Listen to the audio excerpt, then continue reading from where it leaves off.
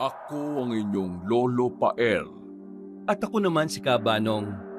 At ito ang aming kwento.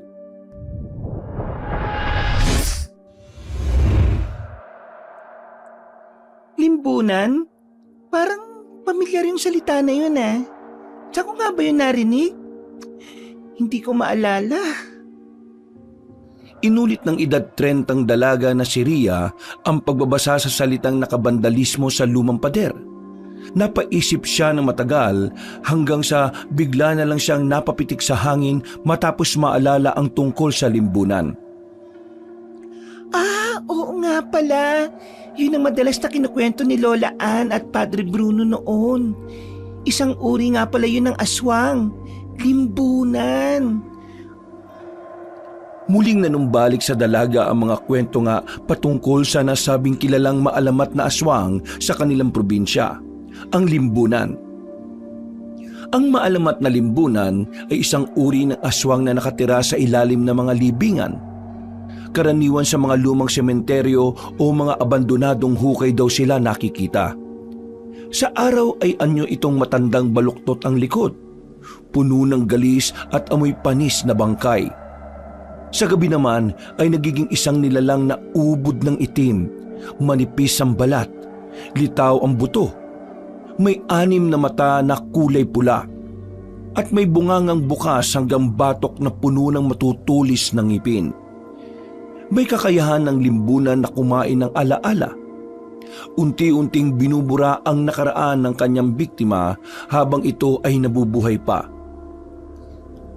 Naalala ko na naman tuloy yung kwento ni Lola Ann at Padre Bruno. Noong 1992, sa bayan ng Licab Nueva Ecija, ay 8 tao nga raw ang sabay-sabay na nakalimot sa mga pangalan ng pamilya nila. Nakita silang umiiyak sa sementeryo habang kinakausap ang mga puntod. At makalipas daw ang 3 gabi, ay natagpuan na lang silang wala ng mga utak, puso at bituka. Pero medyo nagdududa lang talaga ako hanggang ngayon sa sinasabi nila na wala ni katiting na bakas ng dugo. Parang ang hirap naman paniwalaan nun na kinain ng 8 tao na walang iniwang marka. Napabuntong hininga siya at saka napangiti ng tipid. Ang dami na talagang alaala sa lugar na ito. 4:30 na pero tila mataas pa rin ang sikat ng araw. Gayunpaman ay nanatiling malamig pa rin naman ang pakiramdam ni Ria habang binabaybay ang baku-bakong daan patungo sa Barrio San Telmo. 1 dekada na rin mula nung huli siyang umuwi. Pero ngayong tuluyan ng pinasara ang isang pribadong ospital sa Maynila kung saan siya nagtatrabaho bilang nurse, kaya napilitan siyang bumalik sa lumang bahay ng kanyang lola. Mabuti na rin to. Si Lola tumatandaan na rin at habang wala pa akong trabaho ay ako na muna mag-aalaga sa kanya. Kumusta na rin kaya sila nila Kuya Crisban at Ate Jennifer? Sa totoo lang, nakakamiss din talaga silang makita kaya hindi ko alam kung galit pa rin ba sila sa akin. Halos 10 taon din. Halos 10 taon din pala akong nawala sa lugar na ito. Nang makarating siya sa paanan ng sementeryo na siyang katabi lamang ng lumang bahay nila, kagad niyang naramdaman ang bigat ng hangin. Tila may mabigat na matang nakamasid mula sa bawat krus ng mga nicho. Pasimple siyang napayakap sa sarili habang nagmamasid sa nilulumot na mga nichong kitang-kita mula sa kinaroroonan niya. Hindi pa rin nawawala yung takot ko sa sementeryong to. Matanda na ako pero yung takot ko nung bata pa ako parang hindi pa rin tumatanda. Ganun na ganun pa rin. Nagpatuloy siya sa paglalakad hanggang sa makarating siya sa kanilang lupain. Sa pinto ng lumang bahay ay sinalubong siya ng kanyang Kuya Crisbran. Nakasuot siya ng itim na sando at mukhang hindi naliligo. Matalim pa rin ang titig niya kahit noon pa dahil nanatili pa rin ang galit na naiwan sa pagitan nila bago siya lumuwas noon. Kumusta, Kuya? Ayos naman. Wala si Ate Jennifer? Nandun pa sa palengke. Si Lola Ana naman nandun sa loob. Natutuwa akong makita ka ulit, kuya. Ako rin. Siya nga pala. Huwag kang tumingin sa likod mo habang naglalakad ka sa tapat ng sementeryo. At alam kong nasanay ka na sa syudad dahil 10 taon ka nang nawala rito. Ipapaalala ko lang huwag na huwag kang magsasabi ng pasok po kahit kanino, lalo na sa gabi. Oo, kuya. Naalala ko pa naman yon kahit papano. May tanong pala ako. Narinig ko lang kanina roon sa mga chismosa sa kanto habang naglalakad ako. Si Aling Lopez yata yung nag-uusap saka si Manang Ariana. Ang sabi nila, halos gabi-gabi ng araw may namamatay dito sa San Telmo. Hindi sumagot si Kuya Chris Bran. Sa halip ay binuksan lang niya ang pinto at pinapasok si Ria. Napatakip ng ilong ang dalaga dahil sa amoy amag at lumang kandila mula sa loob ng lumang bahay. May mga ilang sapot pa nga siyang nakitang tila hinahangin, pero hindi na niya yon pinagtuunan ng pansin. Nakita na kasi niya si Lola Ana na nakaupo sa tomba-tomba nito na tila natutulala lang. Hindi may pinta ang galak sa mukha ng dalaga matapos muling masilayan ang pinakamamahal niyang lola. Lola Ana! Uunahan na kita. Hindi na gano'n nakakakilala si Lola. Kaya kapag tinawag ka niya sa ibang pangalan, huwag ka na magtataka ha. Oo, kuya. Dali-daling lumapit si Ria at nagmano sa pinakamamahal na lola. Niyakap niya rin yon kahit malakas na ang amoy ng katandaan. Natutuwa po talaga ako makita kayo, Lola. Ako po to, ang apo po ninyo si Ria. Ria, sino yon? Hindi ba ikaw si Grande? Nasaan ang anak ka? Bakit ako nandito, ha? Hindi pa man ipinapakita pero tila nadudurog ang puso ni Ria dahil nga hindi na talaga siya nakikilala ng pinakamamahal na lola. Ganun pa man ay masaya na rin siya dahil may lakas pa ang matandang babae kahit na papano. Habang niyayakap ni Lola Ana sa kabilang sulok ng mata ng dalaga ay tila may anino siyang naaninag sa bintanang nasa pinakadulo. Isa itong hugis ng babae na may itim na belo. Nakatayo sa bandang sementeryo at nakatingin sa kanila. Paglingon niya roon ay biglang nawala ang nakita niya kaya hindi niya na rin masyadong pinapansin. Pero nahalata ni Kuya Crisban ang naging reaksyon kaya pasimple yung lumapit sa kanya. Sino sinisilip mo sa bintana? Wala naman, kuya.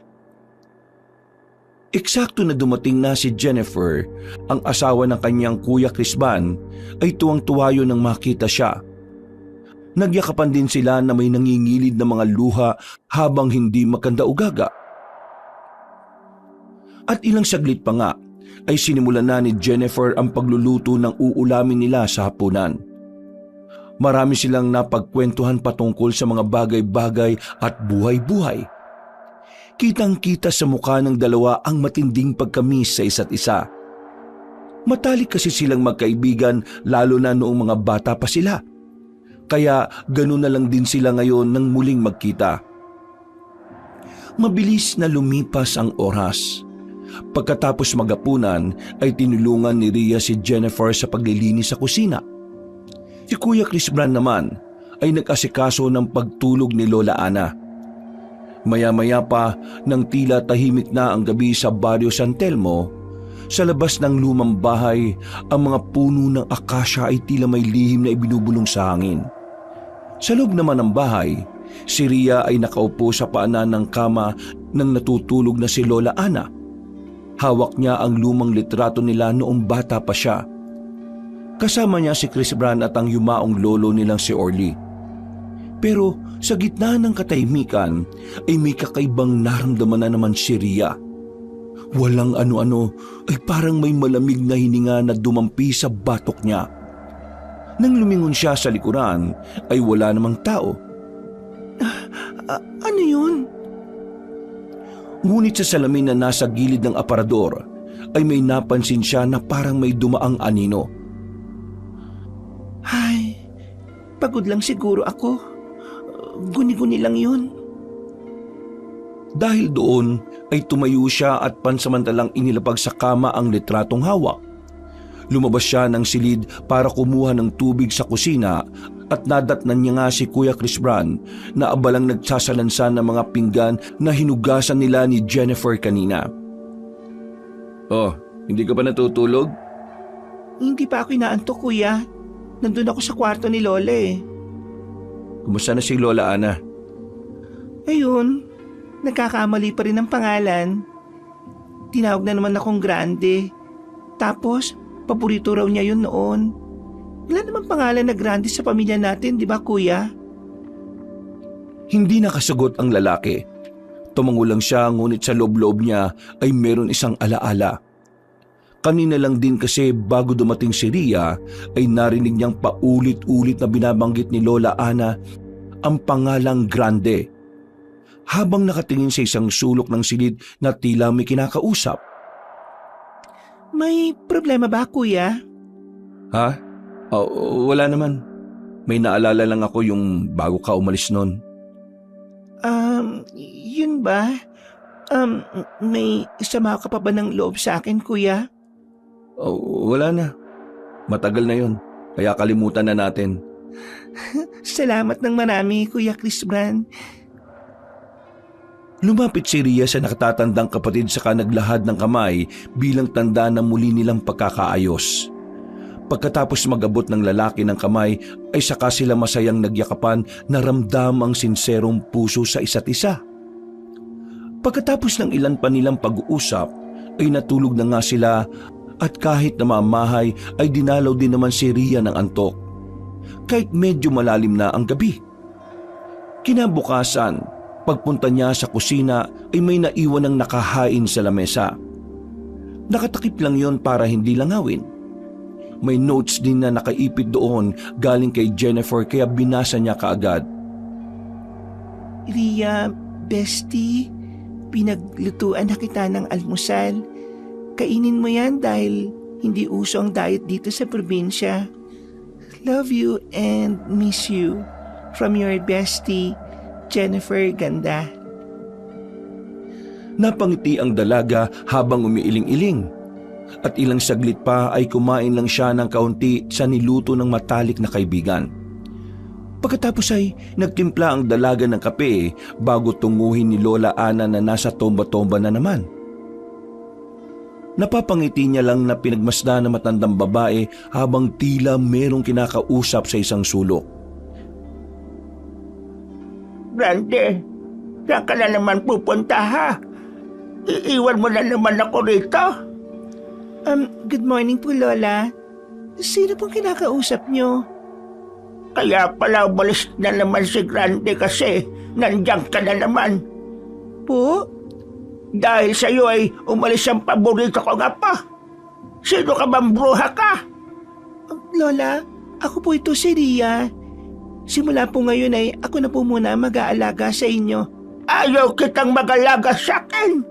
Hindi ikaw ang paborito ko. Nasaan na naman ba si Grande? Nasaan na naman ba ako?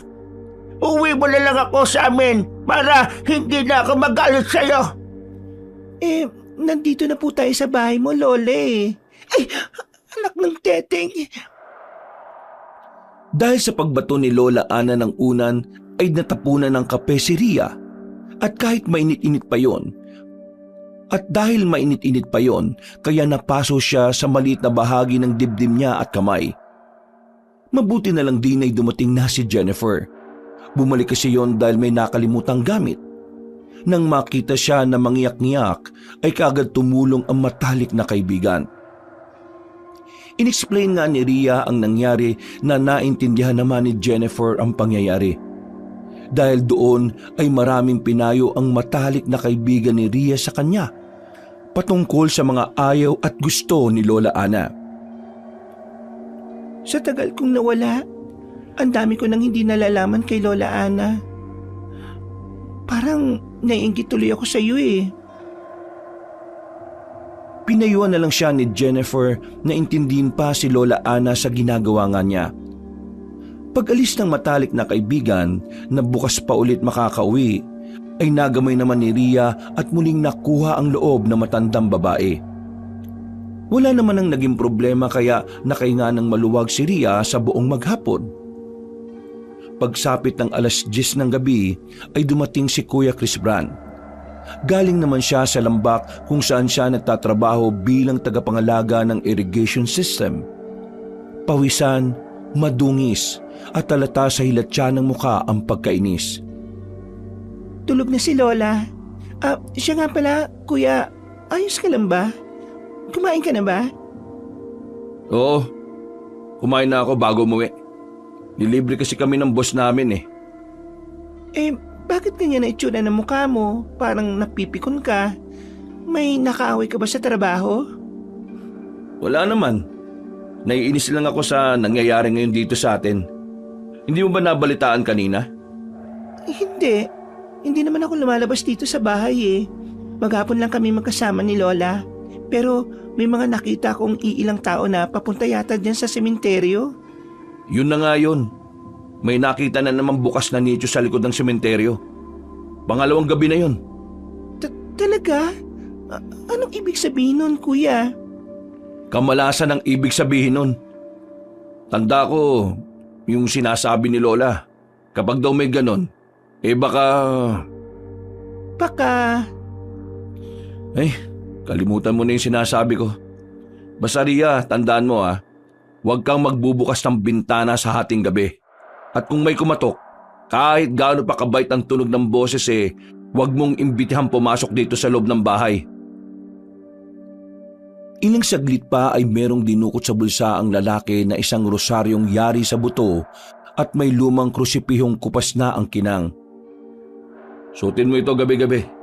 At kung sakaling may marinig kang pamilyar na boses na tumatawag mula sa labas, kahit si Lola pa yan, huwag mong papansinin. Nakakaba naman to, Kuya. Pasensya na pero hindi ko rin gustong takutin ka. Sa totoo lang, marami nang nagbago dito sa lugar natin, Ria. Kaya mag-iingat ka palagi O sige na, magpapahinga na ako. Sige, Kuya. Simula nga nang ibinigay ni Kuya Chris Brand ng kakaibang rosaryo ay palagi na nga itong isinuot ni Ria. Hindi niya rin talaga ito iwinawaglit sa kanyang leeg. At sa mga nakalipas na araw ay palagi na nga rin niyang napapansin ang pagsasalita ni Lola Ana na mag-isa. Lalo na sa hindi makilalang si Grande. Kung minsan ay nakakaramdam siya ng kakaiba at kung minsan ay parang normal lang. Isang araw, Biyernes ng umaga, ay nagising si Ria dahil sa malamig na simoy ng hangin. Nakaawang ang bintana sa kanyang silid na ipinagtaka niya. Sinara ko yan bago matulog Habang nakakunot ng noo, ay napapaisip kung paano nabuksan ang bintana. Mula sa labas ay narinig niya ang isang mahina ngunit mapanlinlang na tinig. Ria, pakibukas ang pinto. Ako to si Grande. Huwag ka rin matakot. Sa hindi malamang kadahilanan ay nanindig ang mga balahibo ni Ria. Pero kahit ganoon ay nakuha pa rin niyang lumapit sa bintana at sumilip.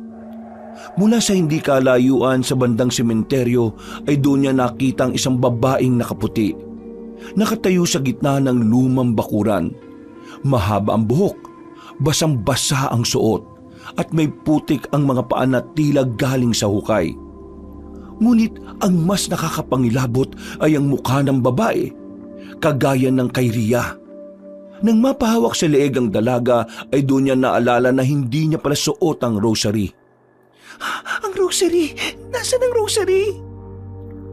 Natataranta niyang hinanap ang rosaryo sa kama hanggang sa dinukot niya ang ilalim ng unan at kinuha ito. Nang maisabit niya na sa leeg ay biglang tumili ang babae sa labas. Isang sigaw na parang may kasabay na tinig ng bata, matanda at hayop. Dahil doon ay nagising din sina Kuya Chris Brand at Jennifer na dali-dali naman pumasok sa kwarto niya.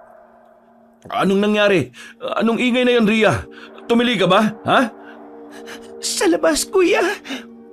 Nakita mo ba siya? Oo, Kuya. Ano ba yung nilalang na yun? Habang tumatango si Ria, ay tila nanginginig siya sa takot dahil sa kakaibang boses at pagtili ng kung sino sa labas ng bintana. Dali-dali namang isinara ni Kuya Chris Bran ang bintana habang si Jennifer ay yumakap sa matalik na kaibigan. Dahil sa nangyari ay tila hindi tuloy nakapag-concentrate ang dalaga sa buong maghapon. Habang binabantayan niya si Lola Ana ay panayang lingon niya sa kung saan-saan. Pakiwari niya kasi ay parang may nakatingin sa kanya sa hindi niya alam kung saan. Pagdating ng hapon ay medyo parang sumama tuloy ang pakiramdam niya, pero niligo niya na lang yon para mawala yon. At pagkalaon ay binaliwala na lang din niya. Mabilis na naman ang paglipas ng oras. Kinabukasan, katakataka na tila naglalata si Ria sa hindi malamang kadahilanan. Mabigat ang katawan niya na parang may bahagi ng isip niya ang malabo. Parang may kulang. Bakit parang pagod na pagod ako? Wala naman ako masyadong ginawa maghapon. Pagpunta niya sa kusina ay nakita niyang nagkakape na si Chris Bran habang si Jennifer ay tahimik na naghahain ng almusal. Magandang umaga, Kuya. Magandang umaga, Jennifer. Magandang umaga. Late ka yata nagising ngayon. Napasarap ba tulog mo? Kaya nga, Kuya Nakalimutan ko tuloy si Lola. Okay lang. Maaga naman ako nagising at nakapag-almusal na rin siya. Nandun sa tomba-tomba at nagpapaaraw sa tapat ng bintana. Salamat sa pag-aasikaso kay Lola, Kuya. Sige na. Mag-almusal ka na rin muna. Makakapilang muna ako. Medyo mabigat ang pakiramdam ko Pinaupo na lang muna siya ni Jennifer at yun na ang nagtimpla ng kape para sa kanya. Nang matapos na ay nagpaalam na muna siya sa mag-asawa at tinungo si Lola Ana sa sala. Pagdating niya roon ay tahimik ang matandang babae habang nakadungaw sa bintana at nakangiti. Napangiti rin siya ng tipid sa kanilapitan yon at tinawakan sa kamay. Hindi naman umiimik at gumagalaw ang kanyang lola. Nanatili lang yon na nakatingin sa malayo. Umupo si Ria sa tabi ni Lola Ana at saka niya sinimulang humigop ng kape. At habang nakatingin sa lamisita, ay may isang bagay na pumukaw sa kanyang pansin. Napakunot siya ng noo habang kinikilatis ang nasabing bagay na nasa ilalim ng lamisita. Ano to? Kinuha niyang isang lumang kalendaryong nangungupas na rin at galing pa sa taong 2015. Nakatiklop ito. Ngunit may mga bilog na pulang tinta sa ilang mga petsa ng araw dito. Kupas na rin ang tinta dahil nga sa tagal na ng panahon. Year 2015? Ang luma na nitong kalendaryo na to Kinuha niya ito at saglit na dinala sa kusina para ipakita sa kuya at matalik niyang kaibigan. Kuya, ano tong kalendaryo na to? Ang tagal na nito At saka, bakit may mga pulang bilog? Nung umalis ka, binilog-bilugan niya ni Lola Ana noon Bakit niya binibilog-bilugan? Ano kasi? Ang sabi niya sa akin noon, sa pagkakatanda ko yung mga pulang bilog daw dyan, yung mga nakalimutang kaluluwa na dumadalaw. Hindi niya nga pinagagalaw sa akin yan noon Nakalimutang kaluluwa na dumadalaw? Anong ibig sabihin nun? Hindi ko rin alam kung ano yun. Siguro yung mga nalilibing dyan sa sementeryo na hindi na nadadalaw. Parang ganun. Kung magtatanong ka pa patungkol dyan, wala na talaga ako may sasagot sa iyo, Ria. Kaya pasensya ka na. Itong si Jennifer nga ganyan din ang tanong sa akin na hindi ko naman masagot-sagot hanggang ngayon. Si Lola Ana lang talaga nakakaintindi sa mga nakabilog dyan sa petsa ng lumang kalendaryo na yan. Paglingon nga ni Ria sa matalik na kaibigang si Jennifer ay napakibit-balikat lang yon habang kumakain ng almusal. Dahil doon ay hindi na rin nga siya nag-usisa. Umupo na lang siya sa tabi ng matalik na kaibigan at sumabay sa pagkain. Pero habang nag-aalmusal sila ay tila napapansin niyang biglang tumahimik ang kanyang katabi. Hindi yun nagsasalita at hindi rin tumitingin sa kanya. Para bang may laman ng bawat galaw nito na maingat, eksakto at walang emosyon. Ang tahimik ko naman dyan, bestie. Masyado kang seryoso sa pagkain Para kang chef na ninanamnam yung nakahain. Sinangag sa itlog at tuyo lang naman tong kinakain natin Ngumiti lang si Jennifer saka mahina siyang tinapik sa balikat bago bumalik sa pagkain. Hindi na lang niya yun pinansin. Nagpatuloy na rin siya sa pagkain hanggang sa matapos na sila. Mabilis na lumipas ang oras. Naiwan na naman sa bahay si Ria kasama ang kanyang lola Ana na meron ng demensya. Dahil medyo mabigat pa rin ang pakiramdam, kaya hindi rin muna masyadong nagkikikilos ang dalaga. Umupo-upo lang siya sa sala at nagbasa-basa ng mga lumang pocketbook na nahalungkat niya sa dating aparador niya. Nasa kwarto na si Lola Ana at nagpapahinga. Habang abala ang dalaga, ay napansin niya na tila may boses na nagsasalita sa silid na kinaroroonan ng matandang babae. Saglit siyang tumigil at pinakinggan ang hindi pamilyar na boses, hanggang sa lumakas yun ng lumakas. Nanindig ang mga balahibo niya nang marinig ang tila boses ng isang halimaw mula roon. Pero natatakot man, ay mas inuna niya ang kapakanan ni Lola Ana. Tumakbo siya at sumilip kagad sa kwarto pero wala namang ibang tao roon. Tulog na tulog ang matandang babae at nawala na rin ang nasabing boses. Ano ba yung narinig ko? Kuni-kuni ko lang siguro yun. Natigilan na siya at napasigaw ng mula sa likuran ay merong humatak na sa kanya. Paglingon doon ay gano'n na lang ang takot ni Ria nang sumambulat sa kanyang paningin ang nakakatakot na nilalang. Matapos niyang makita ang halimaw ay tila humiwalay ang kaluluwa niya sa katawan. Ngumiti ang nasabing nilalang at pagkalaon ay humalakhak ng humalakhak habang pinagmamasdan siyang takot na takot. Anong klaseng nilalang ka? Hindi mo alam? Lumayo ka! Umalis ka rito! Hindi ka na makakatakas sa akin! Hindi mo matatakasan ng kamatayan! Kukunin ko ang utak mo at lahat ng memoryang meron ka! Tulong! Tulungan niyo ako! Sige, sumigaw ka ng sumigaw! Ang makakarinig lang sa iyo ay ang mga patay sa sementeryo! Sumigaw ka ba at matakot na matakot! Dahil yan ang magbibigay lakas at kapangyarihan sa akin! Tulong! Kuya Chris Brian! Jennifer! Mga kapitbahay! Tulungan niyo kami ni Lola! May halimaw! May halimaw! Ah! Bago pa makalayo si Ria ay sinungguban na siya ng nasabing halimaw. At pagkatapos noon ay nagdilim na ang buo niyang paningin hanggang sa tuluyan na siyang lamunin ng takot.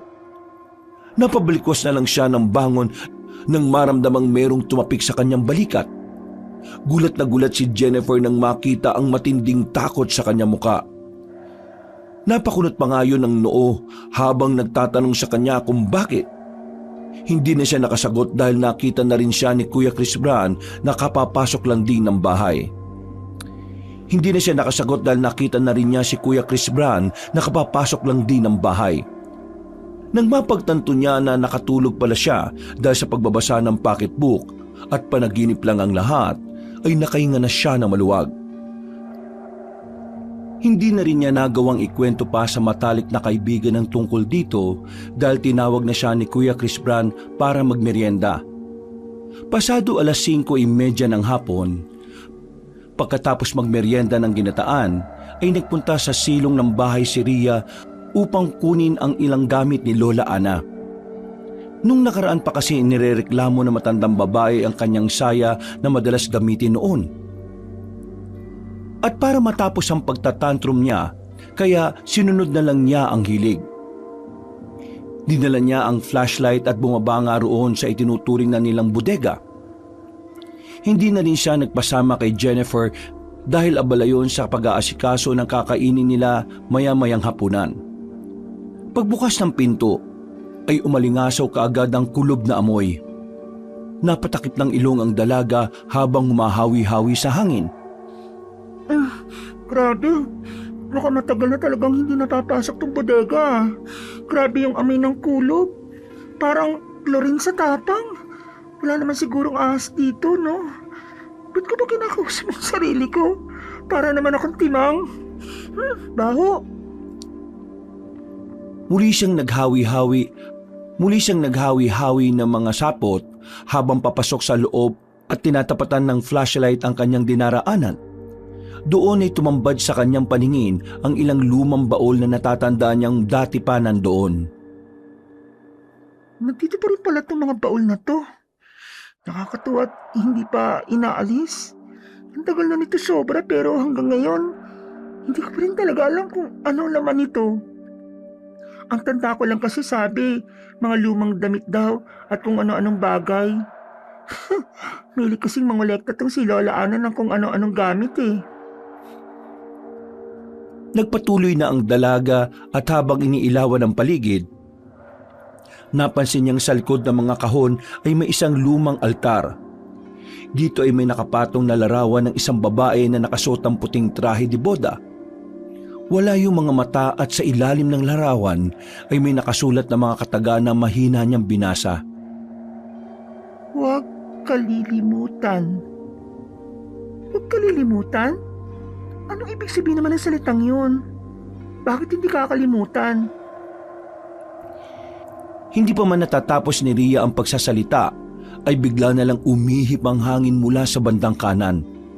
Nagtatakang napagawi ang tingin niya dahil alam niyang sa sarili na wala namang bintana roon. Kung sakaling makakaramdaman siya ng hangin ay dapat sa likuran dahil nandoon ang pintong nakabukas. Pasimpleng napayakap ang dalaga sa sarili pero hindi na niya yun pinansin pa. Ang creepy naman. Nasaan na ba yung kahon na sinasabi ni Kuya Chris Bra na pinaglalagyan ng saya ni Lola? Ay! Ari na ka ba yung bondat? Halos mapatalon sa gulat si Rhea matapos makarinig at makita ang pagkalabog ng isang kahon. Nang mahulog yun sa lupa ay kumalat ang laman ng nasabing karton hanggang sa gumulong sa paanan niya ang isang itim na kandila. Nakita niya rin ang isang rosaryo na tila espesyal ang pagkakagawa. Ano ba to? Bakit naman may itim na kandila at kakaibang rosary dito? Para saan naman to? Doon ay mas lalo siyang nangilabot dahil sa parangang mas tumataas na ang mabigat na presensya sa lugar na yon. Mabuti na lang ay nakita niya kagad ang nasabing karton dahil may pangalan ni Lola Ana. Dali-dali niya yung binuksan at ang makita ang saya ay dali-dali niya yung kinuha at lumabas ng bodega. Hindi na nga niya naisara ang pinto dahil sa kakaibang lamig na nararamdaman niya. Pakiramdam niya ay may kakaibang mabigat na puwersang humahatak sa kanya pabalik sa loob at nagdudulot yun ng panghihina. Para rin siyang inaagawan ng lakas. Ano tong nangyayari sa akin? Parang lalong bumigit ang pakiramdam ko Nagpatuloy siya sa paglalakad at nang malapit na sa loob ng bahay ay tila dumoble ang kanyang paningin. Nakita niya si Lola Ana sa bintana.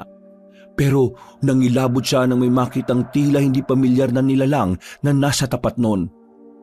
Sa hindi malamang dahilan ay mas lalo siyang nanghina hanggang sa manlabo na ang kanyang paningin. Kaya hindi na niya namukaan ang kaharap ng matandang babae. Mahaba lang ang buhok noon at may namumulang mga mata. Jennifer, ikaw ba yan? Pagtingin sa kanya ng nasabing nilalang ay nagulat siya pero mas lalo lang ding umikot ang kanyang paningin.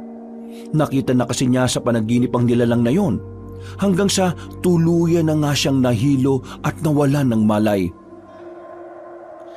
Narinig pa niya ang boses ni na Kuya Chris Bran at Jennifer na halatang nag-aalala sa nangyari. At bukod doon ay isang malademonyong tinig ang nangingibabaw. Walang makakatakas sa akin! Pagkagising ni Rhea ay madilim na sa labas dahil 7:30 na ng gabi. Nasa kama na rin siya at may basang bimpo sa noo. Sa tabi ng kama naman ay tahimik na nakaupo si Jennifer habang nakatingin lang sa dingding. Pinagmamasdan niya ang matalik na kaibigan bago yun hawakan sa kamay na nakasampalan din sa kama. Anong nangyari, Jennifer? Umismid ang matalik niyang kaibigan at inexplain nga na nahimatay siya kanina habang papasok sa loob ng bahay. Oo nga pala. Kinuha ko yung saya ni Lola Ana sa bodega. Tapos, bigla na lang akong nanghina. Bakit ako nahimatay? Kahit si Jennifer ay hindi nasagot ang tanong na yon, dahil nga wala ring ideya ang kanyang best friend. At habang nagpapatuloy ang kanilang kwentuhan tungkol sa pagkahimatay ni Rhea, dahil nasa banyo pa naman si Kuya Chris Brand, maya-maya pa ay narinig nila si Lola Ana sa kabilang silid na sumisigaw. Dahil doon ay dali-daling tumayo si Rhea at lumabas ng kwarto kasama si Jennifer. Nakasalubong pa nga nila si Kuya Chris Brand na nagmamadali rin matapos marinig ang sigaw na matandang babae. Lola, ano pa nangyayari sa inyo? Hindi pwedeng siya na naman. Huwag mo akong kalimutan, Grande. Pakiusap, huwag mo akong kalimutan. Kuya Chris Brand, Jennifer, ano nangyayari kay Lola Ana?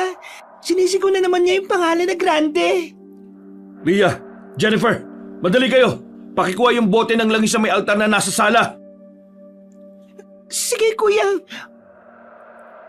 Kahit nangihina ay dali-daling tumakbo si Rhea sa altar.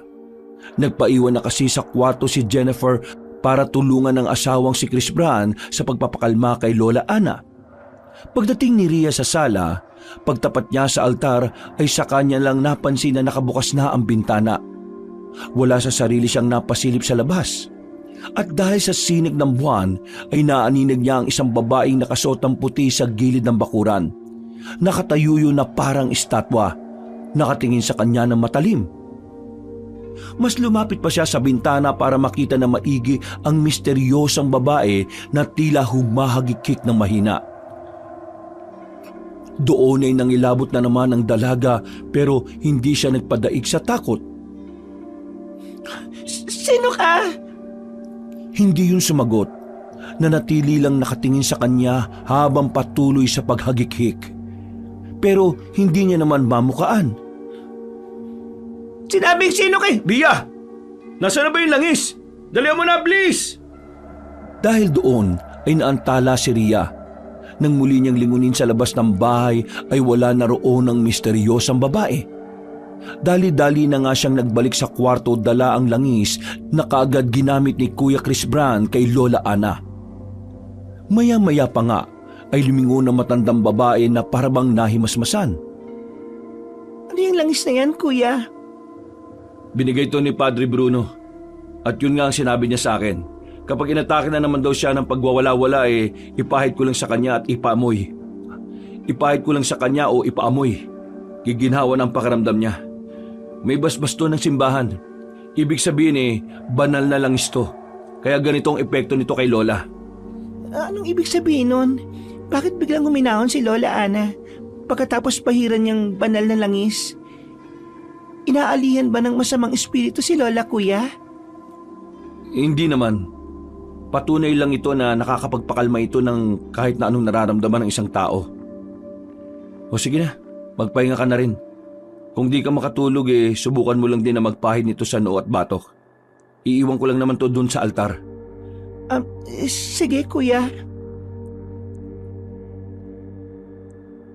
Nang masigurong ayos na si Lola Ana, ay bumalik na si Rhea sa kwarto niya kasama si Jennifer.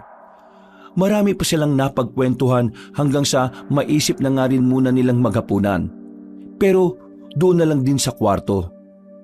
Si Jennifer na ang naghain at nagsalo na lang sila roon sa lamisitang nasa kwarto. Kahit iba na ang talakayan ng usapan ay panay pa rin ang pagtakbo sa isip ni Rhea patungkol sa kakaibang kaganapan. Hindi pa rin umaalis sa isip niya ang misteryosang babae na maraming beses na talaga niyang nakita. Sino kaya yun? At ano na nga bang nangyayari sa bahay na to? Parang ang dami na kaagad kaganapang kakaiba at hindi maipaliwanag kahit saglit pa lang ako dito sa probinsya. Hindi niya tuloy masyadong na-enjoy ang pagkain kahit pa masarap ang niluto ni Jennifer dahil sa mga nangyari. Gusto niya pang itanong sa matalik na kaibigan at sa kuya niya ang tungkol sa nangyari. Pero para bang ayaw din pag-usapan ng mag-asawa ang tungkol doon. May tinatago pa sila sa akin? Mabilis na namang lumipas ang oras. Pagkatapos magapunan at gumawa ng ilang bagay ay nagsipagtulog na nga silang lahat. Pasado 12:00 ng hating gabi ay naalimpungatan si Ria matapos makaramdam ng malamig na simoy ng hangin. Pagtingin niya sa bintana ay napakunot siya ng noo dahil nga sa nakabukasyon. Lumapit tuloy siya rito para hawiin ang kurtina at isara ang bintana. Sinara na to kanina ni Jennifer bago siya lumabas Eksaktong pagkasabi niya noon ay napadungaw siya sa labas at doon ay nakita niya na naman ang misteryosang babae. Ngunit sa pagkakataong ito ay nasa ibabaw na yon ng nitso, nakangisi at may hawak na litrato. Nang mabaling ang paningin niya roon ay ganun na lang ang gulat niya sa nakita. Larawan kasi yun ng batang Ria at may sunog pa sa isang gilid. Ako yun Paano nga? Ngiti lang ang tinugon ng mahiwagang babaeng hindi niya makilala at pagkatapos noon ay muli na naman siyang nangilabot. Sino ka ba Ano ba kailangan mo sa akin? Hindi mo matatakasan ng katotohanan, Ria! Pagkatapos noon ay isang malakas na halakhak na naman ang pinakawala ng misteryosang babae. Sinundan niyo ng malakas na paghangin kaya napatakip ng mukha si Ria at pagdilat niya ay wala na yun doon. Dali-dali niyang isinara ang bintana at bumalik sa kama. Nang mapatingin siya sa tukador sa gilid ay nakita niya ang rosaryong binigay ni Kuya Chris Brown kaya kaagad niya itong isinuot. Panginoon, kung ano man pong kababalagan ng nangyayari sa bahay na ito, iligtas niyo po kaming lahat, lalo na si Lola Ana. Nanalangin na lang siya ng nanalangin hanggang sa makatulog siya ng payapa. Kinabukasan ay maagang nagising si Ria, subalit hindi dahil sa ingay, kundi sa isang kakaibang pakiramdam.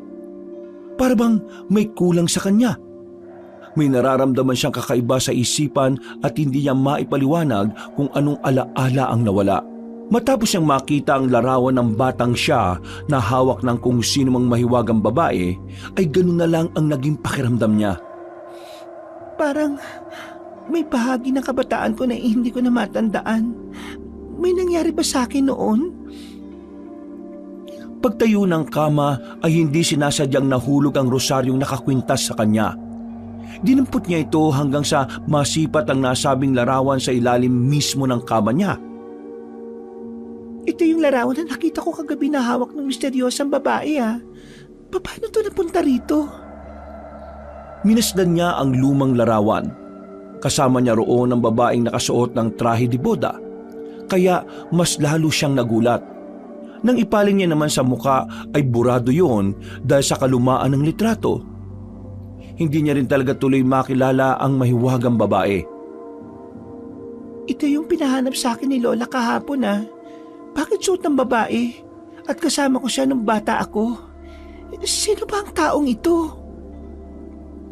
Kinuha niya ang larawan at balak sanang ipakita kay Kuya Chris Brown at itanong pero wala roon ng lalaki. Si Jennifer naman ay nagwawali sa labas pagsilip niya sa bintana. Nilapag niya muna sa lamesa sa kusina ang lumang litrato at dinaganan ito ng baso. Pagkatapos ay nagtungo siya sa sala kung saan ay naabutan niya si Lola Ana na nakaupo na naman sa tomba-tomba habang nakatingin sa malayo mula sa bintana.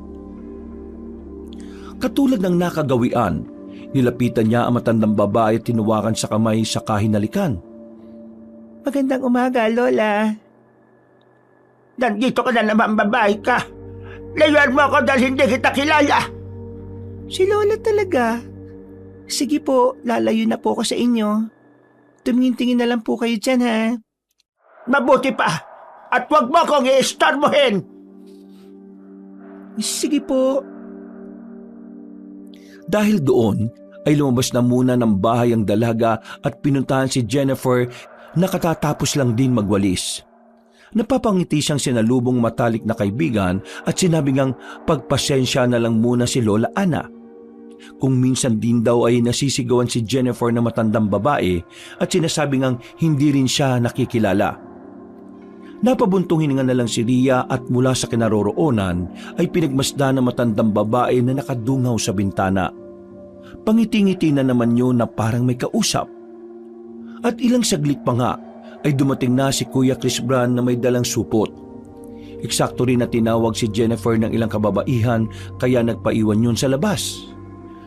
Magkasunurang pumasok ang magkapatid sa bahay at dumiretso sa kusina. Sinamantala na nga ni Ria ang pagkakataon dahil gusto niya sanang itanong ang tungkol sa lumang larawan. Pero nagulat siya dahil wala na yun sa pinag-iwanan niya.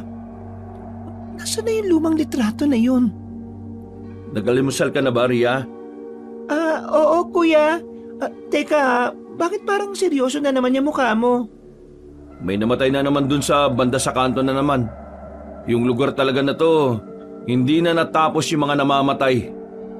Alam kong normal lang naman yun pero parang halos linggo-linggo na yata eh. O ilang araw lang ang patlang. Parang may sumpa na yata ang lugar na ito. Nang marinig yun ni Ria ay nangilabot ang mga braso niya at batok sa hindi malamang dahilan. Hindi niya rin alam kung bakit, pero bigla rin pumasok sa isip niya ang misteryosang babae. Naalala niya rin tuloy yung lumang larawan na bigla naman ngayong nawala. Oh, ikaw naman yung nakatulala ngayon. Ano kasi kuya? Itatanong ko lang sana yung tungkol sa lumang litrato. Anong litrato? May nakita kasi akong lumang litrato sa ilalim ng kama ko kanina. Dinala ko nga yun at iniwan dito sa mesa eh. Dinaganan ko pa nga ng basong walang laman para hindi hanginin. Wala naman ah. Yun nga kuya, biglang nawala. Hindi naman pwedeng si Jennifer ang gumalaw nun kasi pareho kaming nasa labas kanina. Hindi rin si Lola dahil nandun siya sa sala kanina pa.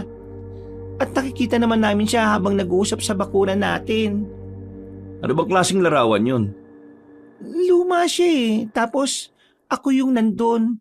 Yung batang ako na may kasamang babae na burado ang mukha dahil sa kalumaan ng picture. Yung babaeng kasama ko ron, may suot na tridipoda. Yung pinapahanap ni Lola Ana nung nakaraan pa. Ha? Sigurado ka ba dyan? Oo kuya, sure na sure talaga ako. Kung di ako nagkakamali, yun yung grande na sinasabi ni Lola. Wala naman tayong pangalan na grande sa pamilya natin eh. Ay nako, hayaan mo na nga muna yun. Pakiayos na lang muna itong mga lulutuin. Pakihugasan at si Jennifer na magluluto. Wag mo nang intindihin yung mga bagay na yun dahil sasakit lang yung ulo mo dyan. Sige. Okay kuya. Nag-aalangan man ay sumunod na lang ang dalaga sa nakatatandang kapatid. Nararamdaman niyang tila may tinatago nga si Kuya Chris Bran dahil ganun din ang reaksyon noon katulad ng reaksyon ni Jennifer kagabi habang kinakausap niya. Pag-alis ni Chris Bran, habang nag-aayos sa kusina ang dalaga, ay tila napapaisip na naman tuloy siya.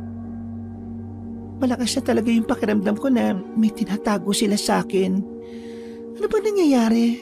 At bakit kailangan nilang maglihim ng ganito? Pagkatapos ng almusal ay binisita niya ulit si Lola Ana na ngayon ay nakatingin lang sa kisame at walang imik. Hindi na niya pinansin na matandang babae. Hinayaan niya lang yon dahil baka mabulyuan na naman siya kapag kinausap niya.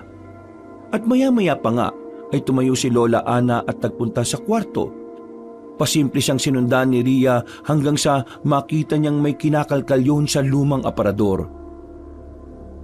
Lola, ano pong ginagawa niyo dyan? Hindi yun nagsalita.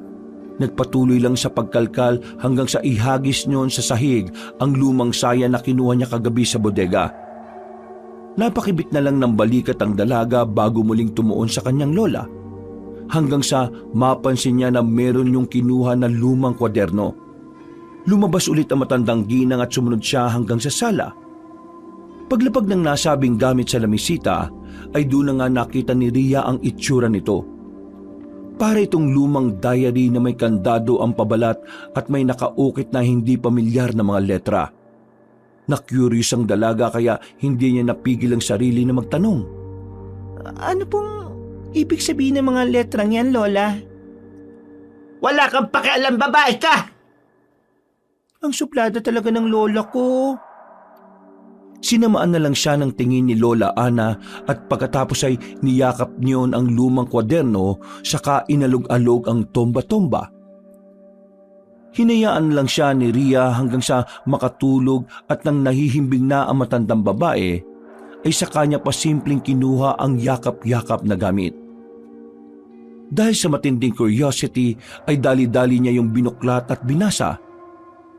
Sa mga unang pahina ay para lang talaga yung normal na diary kaya napangiti ang dalaga habang nagbabasa. Pero nang marating niya ang kalagitnaan ng lumang notebook ay nagulat siya sa mga nabasa.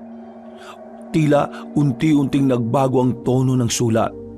Mula sa pag-ibig ay naging panagoy at galit. May mga pahinang tila sinulat gamit na ang sariling dugo. Kaya ang kaninang masayang mukha ni Ria ay napalitan ng takot habang nagpapatuloy sa pagbabasa. Grande, patawad kung hindi ko kayang pagbigyan pa ang kasunduan. Pinili ko ang buhay ng anak ko, kaya hanggat maaari ay itago mo na lang ang galit mo sa lupa ng mga nilumot na pangalan ng mga patay. Pinagbigyan ko na ang lahat ng gusto mo. Nakikita ko tong pilat ko sa muka. Itong tanda ng mga yon. Mismong ang ngipin at kuko mo ang kumayod dito. Kaya tama na. Nangingilabot na napatingin ang dalaga sa lola niyang nahihimbing ng tulog. Anong ibig sabihin ni Lola sa mga sinulat niyang ito? Ano ba itong diary na to? Nakakatakot naman yung mga nakasulat sa dulo. Kung ganon, sino yung grande na tinutukoy dito? Ibig sabihin totoong tao yon at hindi gawa-gawa lang ni Lola Ana sa isip niya. Anong koneksyon niya sa pamilya namin? Habang pinupunasan ni Ria ang pawis sa kanyang noo, napatingin siya sa pisngi ng kanyang lola. Doon niya lang napansin na may maliit na pilat yon katulad ng sinasabi sa sulat. At eksakto habang nakatingin siya sa natutulog na matandang babae, ay bigla naman yung dumilat kaya napaatras siya. Matagal silang nagkatitigan hanggang sa hindi na lamang din niya namalaya ng sarili na ang takot ay unti-unting napalitan ng pagka-curious. Lola, sino ba si Aling Grande?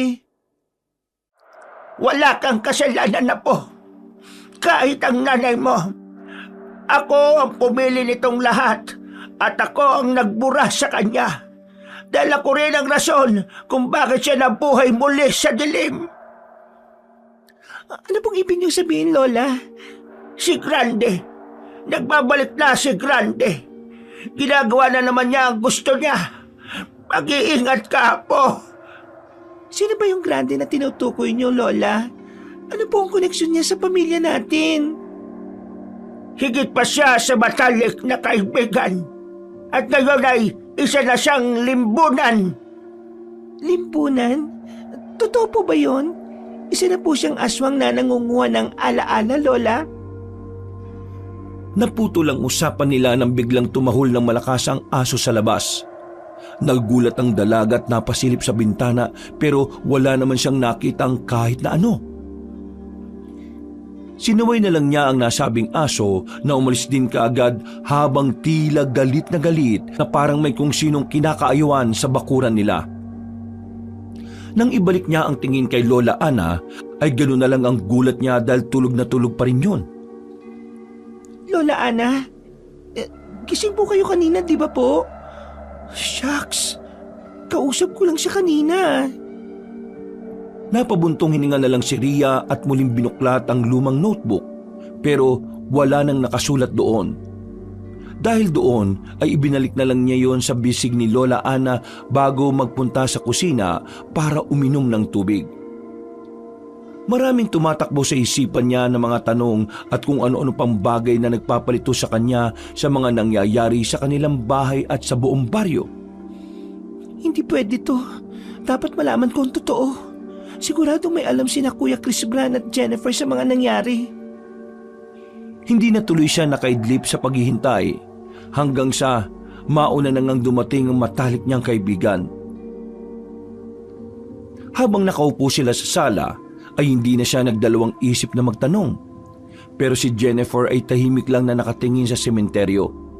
Hindi man siya nagsasalita, ay ramdam ni Rhea na alam noon ang lahat mula pa noon. Jennifer, bakit ayaw mo magsalita ha? Alam mo tungkol sa lumang diary ni Lola, di ba? Please naman, kung may alam ka tungkol dito, sabihin mo sa akin dahil karapatan ko rin namang malaman yon, di ba? Seryoso lang siyang minasda ng matalik na kaibigan habang sinasabi na wala talaga siyang nalalaman hanggang sa bigla na lang lumamig ang panahon at sa likod ng bakuran ay isang lumang nicho ang bumuka. Hindi nila yun nakita pero nakarinig sila ng malakas na kalabog. Umangat ang takip nito kahit walang tao at mula roon ay isang puting usok ang tila umalon paakyat at paikot papunta sa bahay nila. Dahil doon ay muli na namang sumigaw si Lola Ana. Ngunit sa pagkakataong ito ay hindi na siya natatakot, kundi tumatawa na para ng tuluyang nababaliw. Akala mo ba'y nakalimutan ko ng lahat, ha? Hindi mo makukuha ang alaala ko. Hindi mo ko maangkin. Anong sinasabi mo, Lola? Ano po nangyayari sa inyo? Hindi niyo magagawa sa akin ang lahat. Wala kayong makukuha. Akin lang ang alaala kong ito! Akin lang! Pagkasabing yon, ay biglang nahimatay ang matandang babae at mabuti na lang ay eksakto sa tomba lang siya nahulog. Eksakto naman nakararating lang ulit ni Chris Bran na dali-daling tumakbo palapit sa matandang babae. Kuya, ano ba talaga nangyayari rito? Sabihin niyo naman sa akin, oh. Magsalita kayo ni Jennifer. Saka ko na lang ipapaliwanag. Magmadali na muna tayo at dalhin natin si Lola kay Padre Bruno. Wala na nga silang inaksayang oras. Gamit ang kanilang tricycle ay dinala nila si Lola Ana sa simbahan. Mabuti na lang din ay hindi pa nakakauwi si Padre Bruno at nag-aayos pa lang ng mga gamit. Sinamahan sila ng sakristan na sina Mars at Arsen dahil nakita nilang tila iba na rin ang kulay ni Lola Ana. Maputla ang mga balat ng ginang at parabang may mga kulay violet na ugat na nagsisimulang gumapang mula sa ilalim ng leeg. Nang makita yun ng pari, ay sinabihan niya kaagad ang mga sakristan na isarado ang buong simbahan. Naganda na rin siya at pinakuha ang mga holy water, Biblia at rosary ang lahat. Ilang saglit pa, ay inihiga na nila si Lola Ana sa papag at saka pinagmasdan ni Padre Bruno ang bawat isa. Father, ano ba nangyayari sa lola ko? Sinasaliban po ba siya ng demonyo o kung anong masamang elemento? Hindi ito basta pag-ali lang ng demonyo o masamang espiritu. Nakikita niyo ba yung mga ugat-ugat na nangingitim sa leeg niya? Matagal na siyang nilulukob ng limbunan. Lipunan? Sinabihan na kita noon pa, Chris Bran. Lumipat na kayo at umalis sa tabi ng sementeryo dahil hindi niyo matatakasan ng sumpa ni Grande.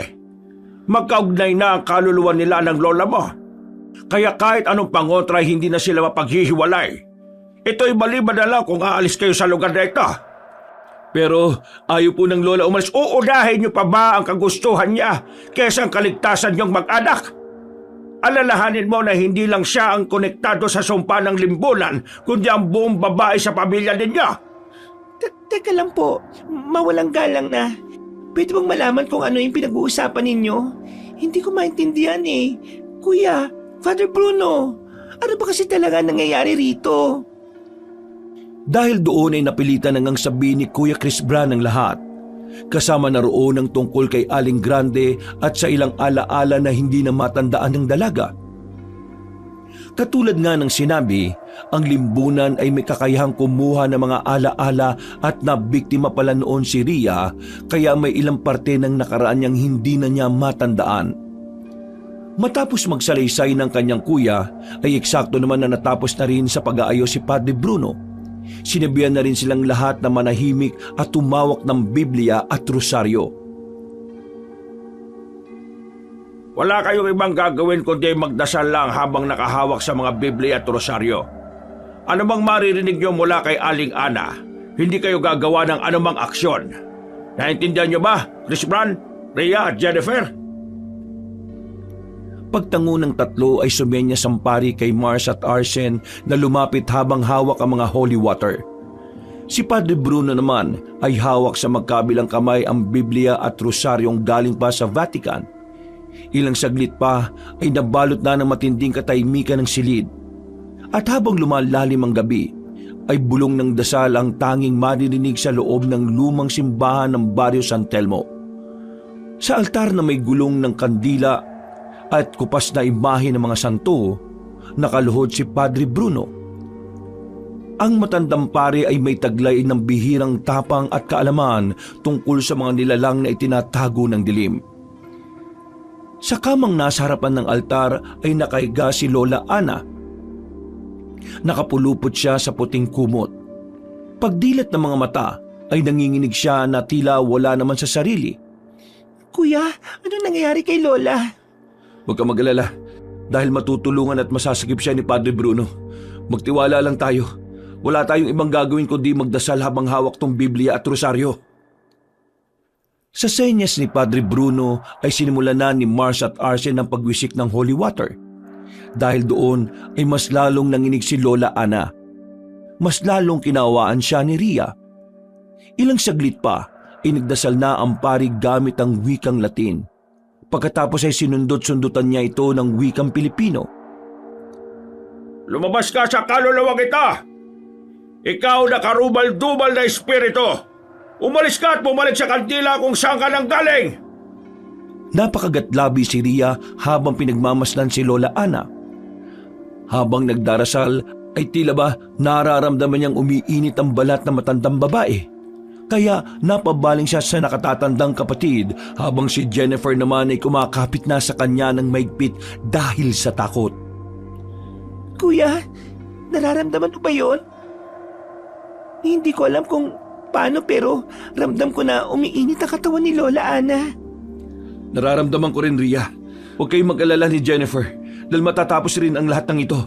Magpatuloy lang kayo sa pagdarasal at magtiwala sa Diyos. Hindi nyo na ako mapapalis dito! Ako ang kabuuan ni Ana!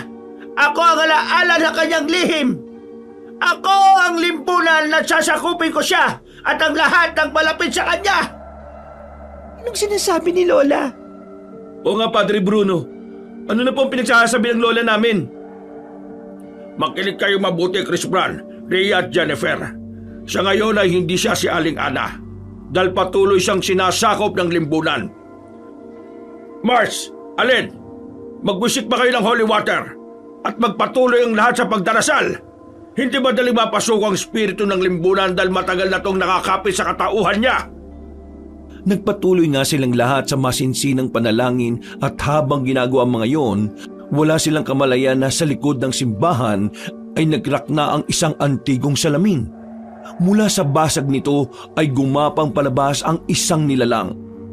Narinig nilang lahat ang nakakakilagbot na ugong yun, kaya napapagala sila ng tingin lalo na kay Rhea. Anong ingay yun? Tunog yun ng limbunan. Nandito na ang unang tagasalo ng alaala. Eksaktong pagkasabi noon ng matandang pare ay nabuwal ang pinto ng silid na kinaroroonan nila. Doon na nga nagpakita sa kanila ang isang halimaw. Payat ito na parang ginutay-gutay na bangkay. May leeg na kayang iikot ng 360 degrees at may 6 na pulang mga mata sa noo. Ang bibig nito ay may mahabang dila na may mga mata sa dulo. Napatili si Rhea at Jennifer sa kanilang nakita. Kahit ang dalawang sakrisan na si Mars at Arsene ay natakot din dahil ito ang unang pagkakataon nilang lahat na harap-harapang makakita ng limbunan. Mabilis ang mga sumunod na pangyayari. Habang tumitili ang dalawang babae ay sinugod ng limbunan si Chris Bran. Pero hindi nagpatinag ang matikas na lalaki. Dumukot siya ng gulok sa likod at pinukpok ang halimaw sa leeg. Nagulat silang lahat dahil may nakatagong sandata si Chris Brown, pero mas nagulat sila nang muling bumangon ng nakakatakot na nilalang. Para itong hindi tinablan, kaya napatras silang lahat. Wisikan nyo ng holy water, Mars! Arcel! Sinunod ngayon ng 2 binata at matapos matalsikan ng banal na tubig ay sumigaw-sigaw ang limbunan na parang halinghing ng sanggol at matanda na pinagsama.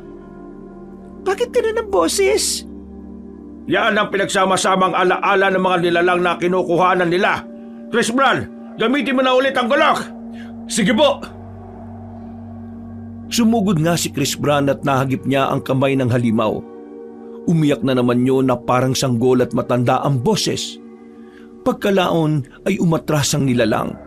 Nanginginig ang katawan hanggang sa makakasunod na wisikan ng holy water ng mga sakristan. Bago yung tuluyang matunaw ay malademonyong pag-angil muna ang pinakawalan nun na lalong ikinatakot ng lahat maliban kay Padre Bruno. Tapos na rin sa wakas. Hindi pa! Hindi basta-basta sumusuko ang mga limbunan at magpapadala sila ng magpapadala ng mga kampong hanggang sa makuha ang gusto nila. Hindi nga nagkamali si Padre Bruno. Dahil sa gilid ng pader ay lumusot mula sa mga ukit ng ribulto ang 2 makaparis na limbunan. Ang isa ay may katawan na matandang babae ngunit mukha ng sanggol na may 18 mata. At lahat ng ito ay nakamulagat na parang nanlilibak. Ang isa pa ay nakabaliktad naman ng dulo at may 4 na braso. Ang balat ay parang gawa sa basang papel na may sulat na mga pangalan ng mga namatay na. Nang makita nilang lahat yon, ay halos panawanan din ng ulirat si Jennifer dahil sa takot. Hindi rin maipinta ang mukha ni Rhea dahil hindi rin alam kung totoo nga ba ang mga nakikita niya. Aswang po ba talaga ang mga yan, Padre Bruno? Ang limbunan ay may kakayahang mag-anyo ng kakaiba depende sa takot na namumuo sa isang paligid. Bunga sila ng mga enerhiyang negatibo at takot ng mga tao. Sumugod ang 2 nilalang sa kanila, pero si Padre Bruno na mismo ang humarang. Isinaboy niya ang banal na tubig habang hawak ang krusipihong galing pa sa Vatican. Sa ngalan ng Diyos Ama, ng Diyos Anak, at ng Diyos Espiritu Santo, palayain niyo ang katawang hindi sa inyo! Humiyaw ang mga nilalang at tinangka nilang kagatin si Rhea. Ngunit mula sa likuran ay tumayo naman si Jennifer at gamit ang hawak niyang Biblia at rosaryo ay hinagis niya ang mga ito sa limaw.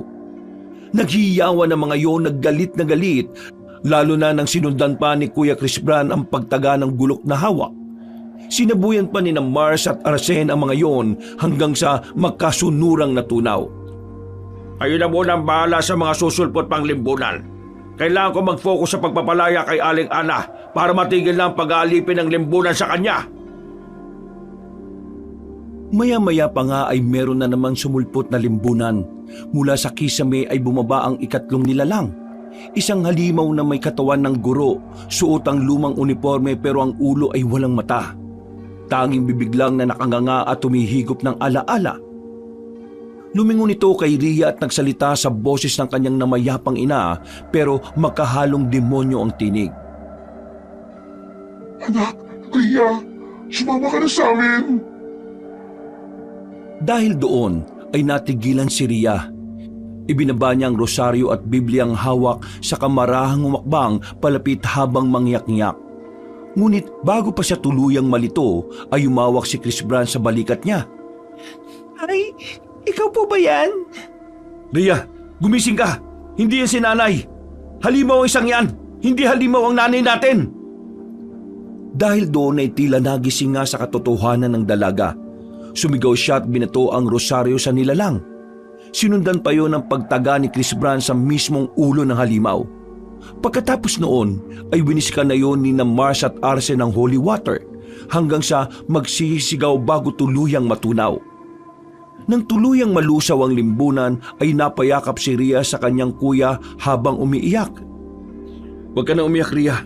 Magiging ayos din ang lahat. Kuya, natatakot ako para kay Lola. Tapangan natin para kay Lola Ana. Niyakap niya ang bunsong kapatid at nakisali na rin sa kanila ang asawa niyang si Jennifer. Natigilan lang sila dahil tumuro sina Mars at Arsen sa altar dahil may itim na usok na lumalabas mula sa crack na naroon. Ilang saglit pa, mula mismo sa anino ni Lola Ana ay bumangon ang pinakamatinding anyo ng limbunan. Isang babaeng balot sa puting belo na ang balat ay gawa sa pahina ng lumang diary. Ang kanyang katawan ay nagbabago bawat segundo. Minsan ay babae, minsan ay si Rhea mismo, at kung minsan ay si Jennifer. Tila wala itong sariling muka at nanggagaya lang ng muka ng mga kababaihang naroon. Mag-iingat kayo dahil nanggagaya ng mukha ang limbunan na yan. Maging alerto kayo lahat! Habang palapit sa kanila, ay tila iniisa-isa nitong tangayin ang mga memorya ng bawat isa.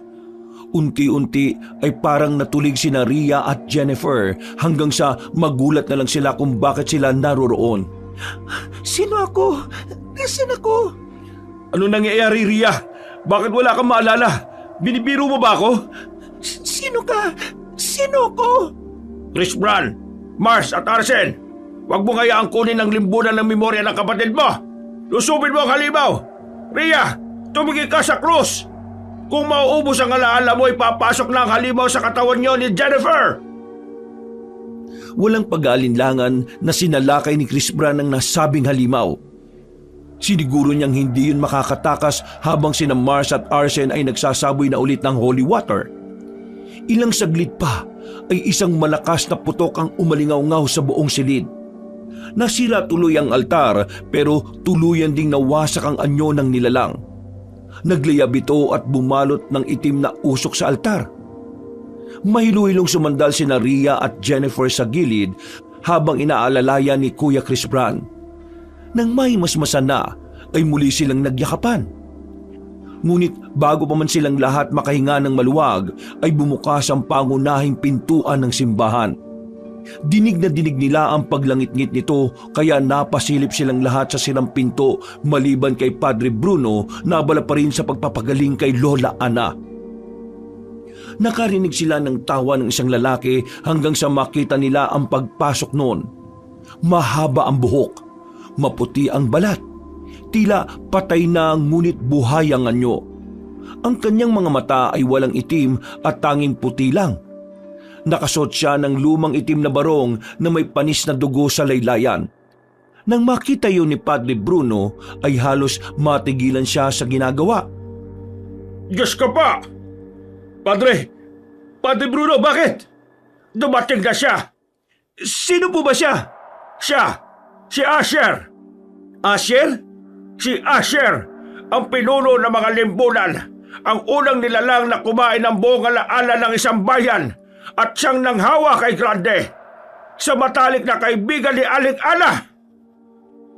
Pagkatapos magpaliwanag ni Padre Bruno ay patuloy na naglakad si Asher hanggang sa uminto sa tapat ng pintuan. Kitang-kita naman ang takot sa mukha ng lahat matapos mismong makita ang pinuno ng nasabing aswang. Ngumisi yun sa kanila at nagsalita na parang nanlilibak. Masarap ang alaala ng mga taksil! At kayo! Kayo na ang susunod mga kutong lupa! Tumingin si Asher kay Lola Ana na hirap pa rin sa nangyayari. Pagkatapos noon ay ngumiti siya at muling humarap sa kanilang lahat. Nagkita tayo ulit, Padre Bruno. Hindi ka pa rin nagbabago. Mahusay ka pa rin na parang katulad ng mga albularyo. Hindi ako isang albularyo. Alagad ako ng Diyos. Oo nga pala. Nakakalimutan ko ng magkaiba pala yun. Pareho lang kasi kayong walang laban sa akin! Napatras ang pinuno ng limbunan dahil sa pagsaboy ng holy water ni Padre Bruno sa kanya. Napaangil siya at saglit na nagbago ang anyo ng mukha. Pero bumalik din sa dating itsura. Napangiwi ang ngiti niya sa labi at sinamaan ng tingin ng bawat isa bago nagtapos sa pari. Pagbibigyan ko kayo ngayon. Pero sa pagbabalik ko, siguradong wala nang makakaligtas sa inyo. Sa isang kisap mata ay bigla na lang naglaho na parang bula ang pinuno ng mga limbunan. Dahil doon ay nakahinganan na maluwag ang lahat. Nakita na rin kasi nila na okay na ang lagay ni Lola Ana. Dahil sa nangyari ay nagmistulang abandonado ang simbahan matapos ang labanan. Ang paligid ay tila nangamoy usok at sinunog na balat ng tao. Ang sahig ay nabasa ng pinagsamang dugo at itim na likido ng mga kaninang sumalakay na mga limbunan. Nakatayo si Padre Bruno at tumihingal habang hawak pa rin ang rosaryong galing sa Vatican. Lumapit naman sina Kuya Chris Bran, Ria at Jennifer sa kama at inalalayan si Lola Ana na nawalan ulit ng malay. Okay na po ba si Lola Ana, Padre Bruno? Oo, maayos na ang lagay ni Aling Ana sa ngayon. Ano pong ibig niyong sabihin na sa ngayon? Padre, ibig bang sabihin nun ay hindi permanente ang pagiging ayos niya? Tama ka. Hindi pa permanente dahil habang nabubuhay si Asher ay magbabalik lang ng magbabalik ang mga limbunan. Ano pong ibig niyong sabihin, Padre? Napatay naman po natin ang mga limbunan kanina. Ang napatay natin ay ang kanilang mga katawan, pero ang kaluluwa ng isang limbunan ay hindi namamatay. Kaya kung mapapansin nyo, iba-ibang itsura nila dahil nagpapalipat-lipat lang sila sa katawan ng mga patay. Mabubuhay at mabubuhay lang sila, lalo na kung hindi natin mapupuksa ang pinuno nilang si Asher. Dahil doon, ay napatingin si Ria kay Lola Ana. Sa balikat na matanda ay unti-unting lumitaw ang isang itim na marka. Hugis bilog ito na may mata sa gitna na hindi gaanong nakadilat. Ang mas nakakagulat ay tila may mga ugat na kumakalat palabas gaya ng mga bitak sa salamin. Nagulat ang magkapatid nang makita ang mga yon, pero nang lingunin nila si Padre Bruno ay tila alam na nito kung ano ang bagay na yon. Lumabas na ang kanyang tatak. Simula nang mahawa si Ana kay Grande, ay itinanim na ni Asher ang ugnayan. At hindi na ito basa-basa mapuputol ng mga dasal na ginawa natin kanina. Akala ko ba'y nagawa niyo na siyang ipagdasal kanina, Padre? Napalayas niyo na ang umaalis sa kanya na limbunan. Nagawa ko na ngayon, pero hindi ko hawak ang kalooban ng lola ninyo. Ano pong ibig niyo sabihin? Sabi sa banal na Biblia, kapag lumabas ang masamang espiritu sa tao, gumagala ito sa mga tuyong lugar upang maghanap ng mapagpapahingahan. At kung wala siyang matagpuan, iisipin na lang niyang bumalik sa kanyang pinanggalingan. At sa kanyang pagbabalik makita niya itong walang naninirahan. Malinis at maayos ang lahat. Aalis siya tatawag ng 7 pang espiritu na mas masama kesa sa kanya. Papasok sila sa taong yon at doon maninirahan. Kaya lalo pang sasama ang kalagayan ng taong yon kaysa sa dati. Ang limbunan na nagbalik kay Aling Ana ay mas lalong matibay at makapit. 2 bagay na lang ang tanging paraan para tuluyan siyang mapalaya. Ano po yung 2 bagay na yung, Padre? Ang una ay ang mapatay natin si Asher. At ang pangalawa, Ano po yung pangalawa, Padre Bruno? ang pangalawang paraan ay ang mapatay natin mismo ang Lola Ana nyo para tuluyan siyang mapalaya sa pagiging limbunan. Naluha sa takot si Ria at napayakap ng mahigpit sa matandang babae. Alam niya sa sariling hindi niya matatanggap kung mamamatay lang ng ganun-ganun ang pinakamamahal niyang lola. Inalo lang siya ni Jennifer at umiyak na rin habang si Kuya Chris Bran naman ay napapakayom lang ng kamao. Pinayuhan sila ng pari na wag na munang umuwi dahil mas magiging delikado ang mga susunod na oras. Lalo na ngayong nagpakita na talaga si Asher. Sinunod na nila ang payo ng pari. Sa simbahan sila mismo natulog. Nagsiksikan sila sa kwarto ni na Mars at Arsene. Ang 2 sakristan ay natulog na lang sa storage room ng simbahan. Kinabukasan ay maayos naman ang takbo ng mga pangyayari. Itinago nilang lahat sa mga taga-baryo ang nangyari dahil siguradong magpapanik ang mga yon kapag nalaman nila ang tungkol sa libunan. At bilang pagbawi na rin ay tumulong na si Kuya Chris Bran sa pag-aayos sa mga nasira sa simbahan. Ilang araw lang din ay naayos na nila ang mga yon at sa biyaya ng Panginoon ay walang kahit na anong libunan na nagpakita o nagparamdam. 3 beses kasi nilang ipinanalangin si Lola Ana kaya hindi rin bumubuka ang mga matang ugat sa balikat nito. Lumipas pa ang mga araw at gabi. Tahimik man pero ramdam pa rin ang kakaibang bigat na meron sa buong baryo ng San Telmo. Nasa simbahan na si Ria galing sa bahay nila para kumuha ng ilang gamit. Kasama niya si Mars at Arsen nang magpunta roon, kaya hindi rin siya masyadong natakot. Matapos siyang mailagay ang mga gamit nila, ay nagtungo siya sa silid ni Lola Ana. Naabutan niya roon si Jennifer na kinukumutan ng matanda dahil katutulog lang daw. Pagkatapos ng saglit nilang pag-uusap ay nagtungo na sa kusina ang matalik niyang kaibigan habang siya naman ay nagmumuni-muni na lang muna. Humiga siya sa kama hanggang sa maya-maya pa ay napansin ni Ria ang sarili sa salamin. Hindi dahil sa itsura niya, kundi dahil sa pamilyar na aninong nakatayo sa likod niya. Paglingon niya doon ay wala siyang nakitang kahit na sinong tao. Si Asher ba yun? Dahil sa takot ay napa-sign of the cross siya at pumikit hanggang sa hindi niya namalayang nakatulog na siya.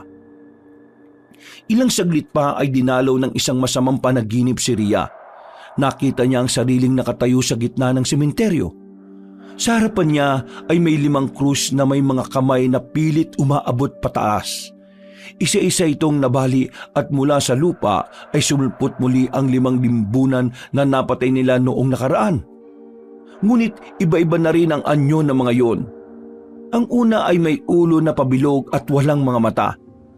Puro bunganga na bumubuka at tumihinga ng malamig na usok o hamog.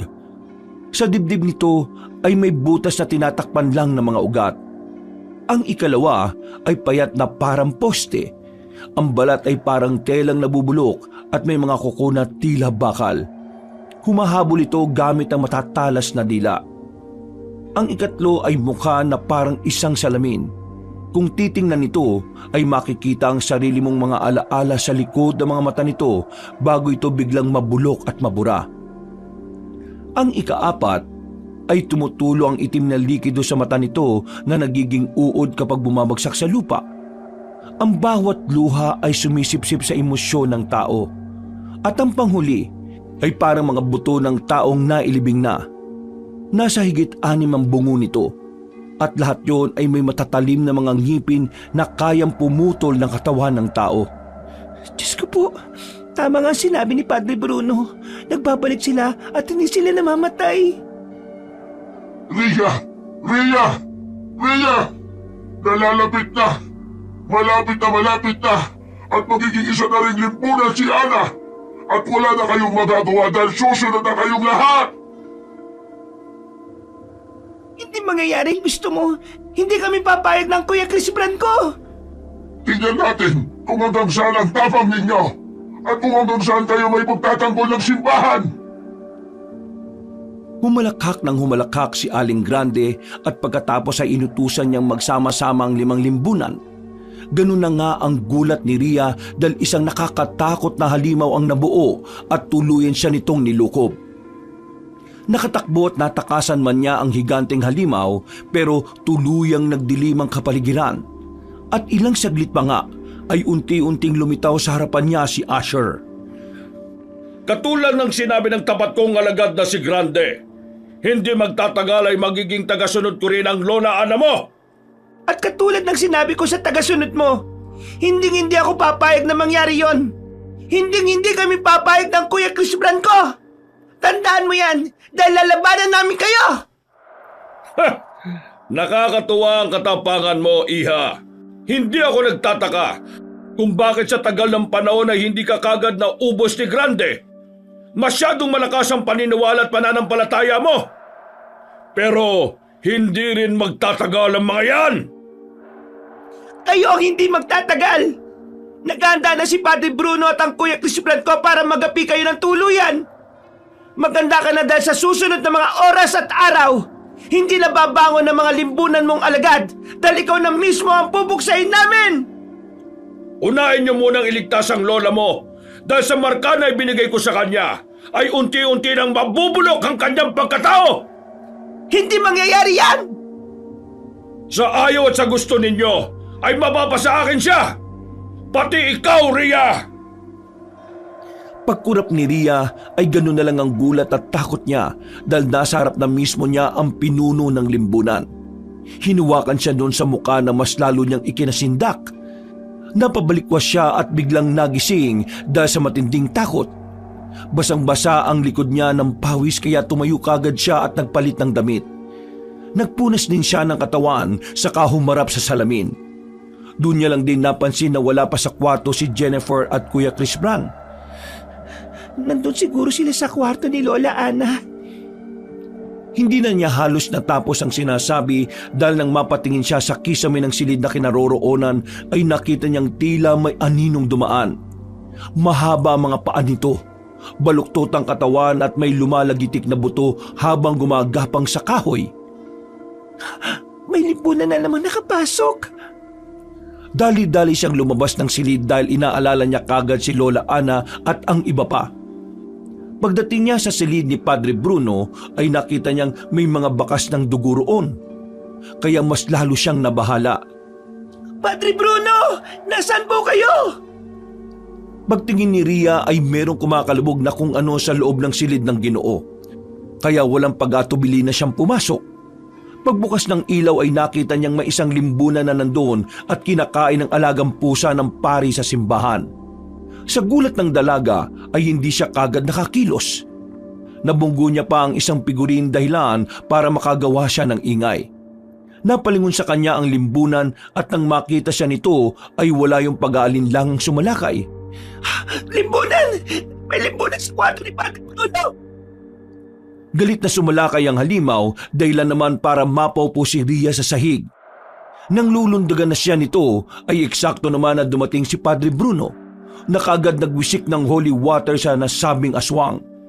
Umangil yun ng umangil habang nagwawala pero hindi tumigil ang pari sa pagsaboy ng holy water. Hanggang sa mapahandusay ang halimaw sa sahig. Umalingaw-ngaw ang ungol nito sa buong silid bago tuluyang malusaw na parang isang kandila. Umalingasaw ang mabahong amoy at dali-dali namang lumabas ng silid si Ria. Padre, nakapasok na naman po yung mga limbunan. Nandito na sila sa palibot ng simbahan. Po? Napalibutan na tayo ng mga kampo ni Asher. Magbadali ka na dyan at pumunta ka sa silid na kinaroroonan ng Lola Ana mo. Maganda na kayo dahil magiging madugo ang gabing ito. Ano pong ibig niyo sabihin na magiging madugo? Kapag hindi tayo nagtagumpay ngayong gabi, siguradong mauubos ang mga limbunan ng mga inosyenteng tao sa buong baryo ng San Telmo. Mas lalong gumapang ang takot sa pagkatao ni Ria.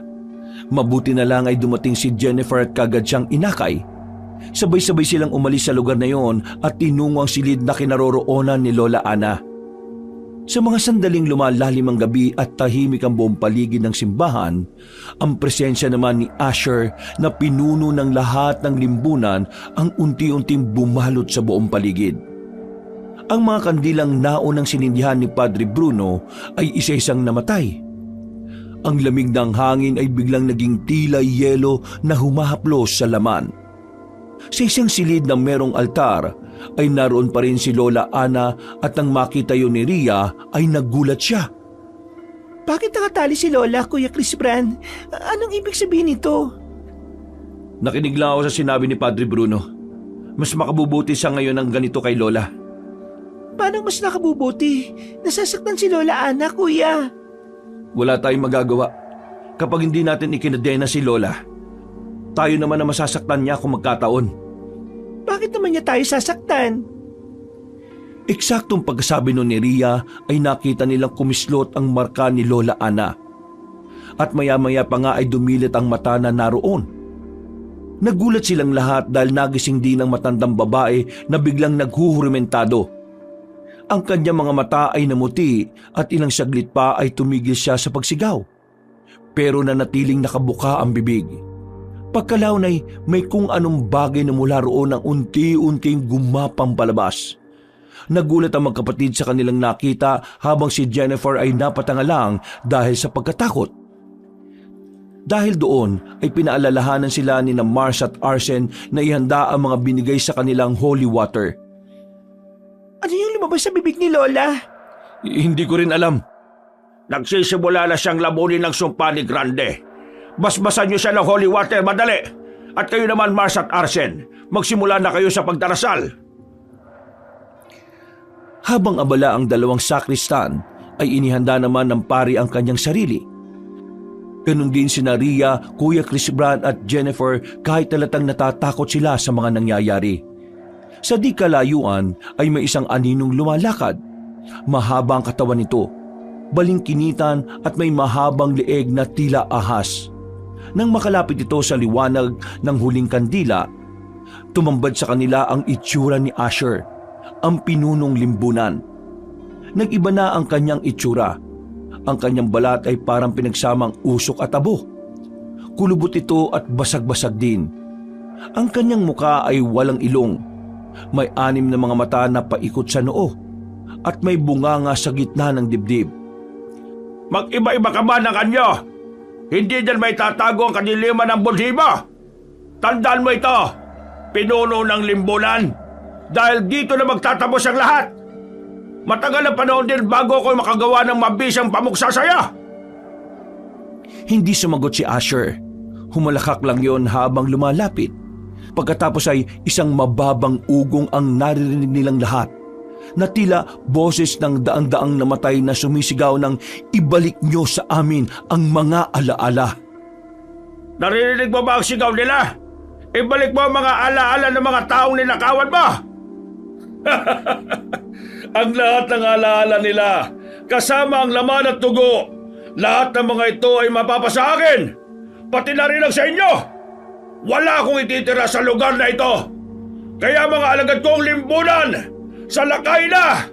Ngayong gabi na ito ay padanakin natin ang dugo sa buong San Telmo!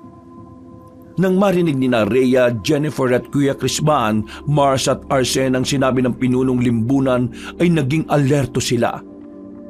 Ilang saglit pa nga ay tuluyan ng nagwala si Lola Ana. At dahil doon ay naiiyak na lang siyang pinagmasdan ni Rhea. Lola Ana, lumaban ka! Pakiusap! Hindi nyo na mababawi ang matagal ng sa akin. Grande! Lumabas ka at tulungan ang bago nating kasama na si Ana. Ikaw na ang bahala sa kanya. Mula sa likuran mismo ni Asher ay unti-unting sumulpot si Grande sa hindi ka nais-nais na itsura. Para siyang manananggal na nakabaliktad ang ulo. Kahit nakakatakot ang itsura, ngunit hindi umaatras sina Rhea, Padre Bruno, Jennifer, Mars at Arsen. Hawak ng pari ang isang bote ng banal na langis. Habang si Chris Brand ay may dalang artigong krus na may kahoy mula sa Jericho tree. Si Rhea at Jennifer naman ay may hawak din mga holy water katulad ng 2 sakristan. Ilang saglit pa ay biglang dumagungdong ang lupa. Mula sa ilalim ng simbahan ay sumulpot ang 3 bagong limbunan. Nadagdagan na naman ang kanilang kalaban bukod kay Asher at Grande. Ang una ay may mukhang walang bibig pero may mga mata sa leeg. Ang pangalawa ay may kamay na parang ahas na may mga ngipin. At ang pangatlo naman ay ang nilalang na walang ulo ngunit may mga mata sa bawat daliri. Mga mahal at tapat kong limbunan, alam nyo na ang gagawin nyo! Sa isang kisap mata ay sumugod ang mga halimaw. Pero hindi na nahimik si Kuya Chris Brand dahil habang tumatayo sa harap ng altar, Hindi nyo kami magagabi mga demonyo kayo! Nandito kami sa simbahan ng tahanan ng Diyos, kaya hindi kami pababayaan ng Panginoon. Itong sa inyo! isa sa mga limbunan na sumugod kay Chris Brand. Ngunit ang tinamaan nito ng krus ay bigla itong nasunog. Nagliyab ito sa asul na apoy at nagsisisigaw. Hanggang sa tuluyang matunaw na parang kandila sa harap ng krus. Pero nang makita yun ni Asher ay napangiti lamang siya dahil alam niyang wala lang yun sa kanya. Anumang oras ay kaya niyang ibalik ang mga limbunan na nawala. Si Padre Bruno naman ay bumikas ng mga salitang Latin habang ibinubuhos ang banal na langis sa paligid ng altar. Napapaurong ang 2 limbunan nang marinig yun at nang makita sila ni Asher ay napaismi dito. Hindi dawag ang mga limbunan ko. Kung aatras lang din kayo, mas mabuting ako na mismo ang pumatay sa inyo para hindi na kayo mabuhay pa ulit. Dahil sa sinabing yun ng pinunong limbunan ay napilitang sumalakay ang 2 aswang. Isa sa kanila ang nakasingit at sinubukang sakmalin si Ria. Ngunit ang dalaga sa kanyang kagustuhang mailigtas si Lola Ana ay itinapat ang holy water sa mukha ng aswang at winisikan ito. Biglang napasigaw ang halimaw hanggang sa mag-apoy na rin yun hanggang sa tuluyang matunaw. Hindi mo kami mapapatay, halimaw ka! Humanda ka, Asher! Dahil magbabayad ka sa ginawa mo sa lola ko at sa mga taga-baryo ng San Telmo! Wala akong paki sa nararamdaman nyo! Grande! Ano bang iniintay mo? Gawin mo na ang pangsakop ng tuluyang kay Ana! Muling sumalakay si Grande pero hindi siya inayaan ni Kuya Chris Bran. Gamit pa rin ng mga krus na may basbas ng holy water ay hinarang niya ang limbunan. Ilang beses siyang nakipagpambuno rito hanggang madaig niya ang nasabing babaeng aswang. Sa huli ay itinarak niya mismo sa bibig nito ang krus hanggang sa mag-apoy ito at tuluyang malusaw. Nang makita yun ni Asher ay napaismid na naman siya na tila hindi na natutuwa sa mga nangyayari. Sige, ibalik mo sila ngayon! Tingnan natin kung gaano kakatibay aswang ka! Hindi man ipinahalata ay kita naman sa mukha ni Asher ang galit. Ginawa nga niya ang sinasabi ni Kuya Chris Bran. Sinubukan niyang ibalik ang mga aswang na napatay pero ganun na lang ang gulat niya dahil hindi na nakabalik si Grande at ang iba pa. Anong nangyari? Bakit hindi mo mabalik si Grande at ang iba pa? Epektibo ang ginawa namin pangontra sa tulong ng matinding dasal sa Panginoon at sa salita niyang banal. Ngayon, wala ka nang kawala. Lahat ng mga katulad mo ay hindi na mabubuhay sa oras na mapatay namin kayo. Dahil sa sinabing yon ni Padre Bruno ay tumigil ang limbunan at sa paghawak ni Ria sa holy water, isang liwanag ang bumalot sa kanya na parabang pumapabor ang kalangitan. Habang nangyayari ito, si Asher naman na nasa anyo ng pagiging limbunan ay lumipad na sa ere. Parang isang higanting uwak na walang pakpak. Ang kanyang bunganga ay nagbukas at lumabas sa mga sinumpang alaala. Mga aninong may pormang bata, ina, sundalo, guro. Lahat ito ay binuo mula sa mga ninakaw niyang alaala. Pero isang bagay ang hindi niya inaasahan. Si Lola Ana na biglang bumangon at kagulat-gulat dahil nawala na ang marka ng limbunan dito. Paano nangyari ito? Paano siya nakakawala sa kapangyarihan ko? Hindi pwedeng matalo ang isang limbunan! Dahil yan sa kapangyarihan ng Panginoon na hinding-hindi mo mapapantayan! Masamang aswang! Hindi niyo ako mapapatay, mga walang kwentang tao!